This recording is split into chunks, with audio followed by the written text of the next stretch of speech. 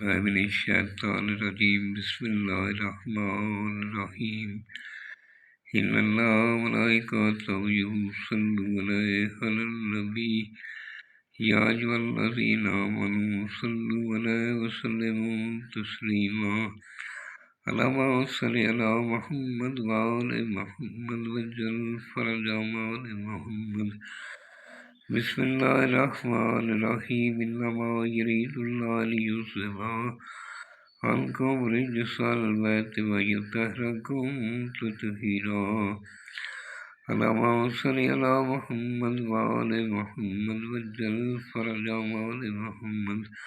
سامعین، میں ہوں سید یونس علی شاہ نقوی، آپ دیکھ رہے ہیں سید نقوی عملیات چینل۔ آج جو میں یہ ویڈیو لے کر آیا ہوں، یہ کسی سے بھی محبت کے لیے، کسی کے دل میں اپنی محبت ڈالنے کے لیے ہے۔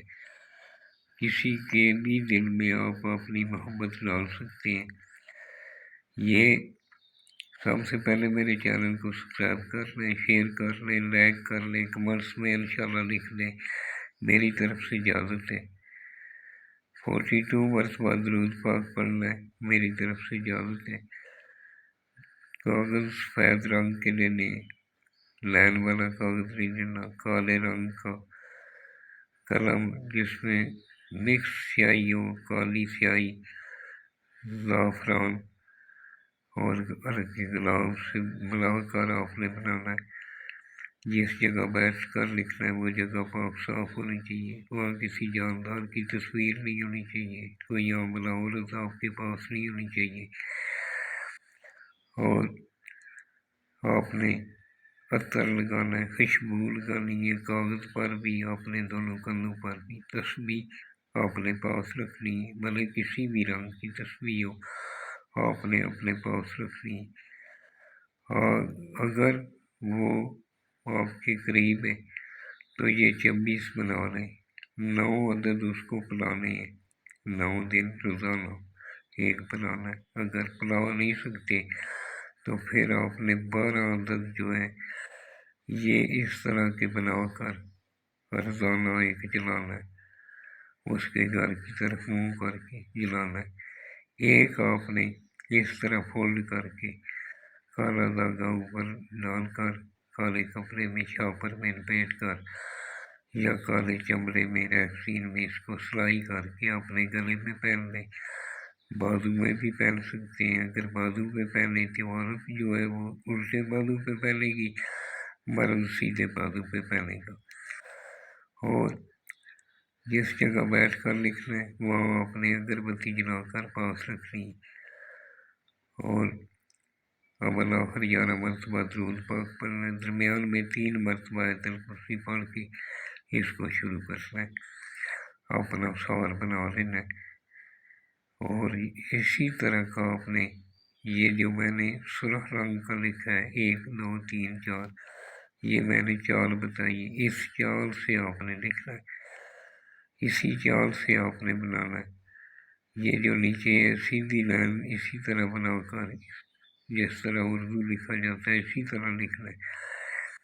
یہ مکمل لکھنے کے بعد آپ نے نیچے نام لکھنا ہے، فلاں بن فلاں، جس کے لیے بنا رہے ہیں اپنے مطلوب کا نام پہلے لکھنا ہے۔ اگر عورت ہے تو فلاں بنت فلاں، اس کا نام بنت اس کی ماں کا نام لکھنا ہے۔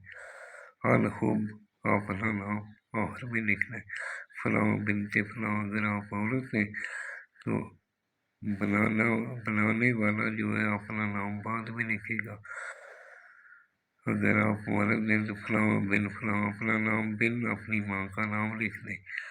اس کو ایک اپنے گلے میں پہن لیں، ایک میٹھے پھل والے درخت کے ساتھ لٹکا دیں، اور ایک جو ہے اپنے عنصر کے مطابق بنانا ہے۔ عنصر آپ کا وائے یا